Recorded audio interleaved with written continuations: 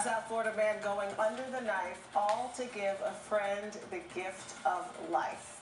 It's common for friends to help each other with money, maybe a ride. This guy, though, giving up much more than that, something much more personal, his kidney.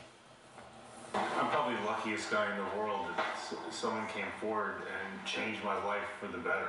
Paul Leibowitz was saved by his friend. He was on dialysis and in dire need of a kidney transplant. I was stuck in a chair 3 days a week for 4 hours for the rest of my life.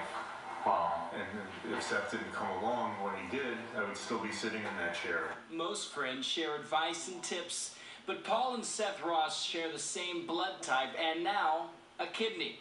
After learning that he and Paul were a match, Seth says the decision to save his friend's life was easy. It just felt right to do it. And nothing could stop him.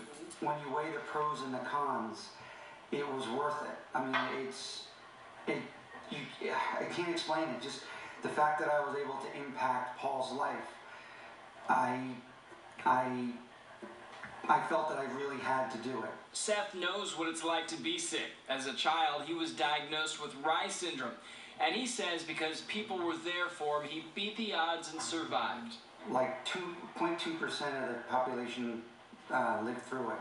And I was fortunate to live through it. And my whole life, I was able to have people there for me, friends, family. And although I didn't know Paul for very long, I wasn't very close with him, it was still my turn to give.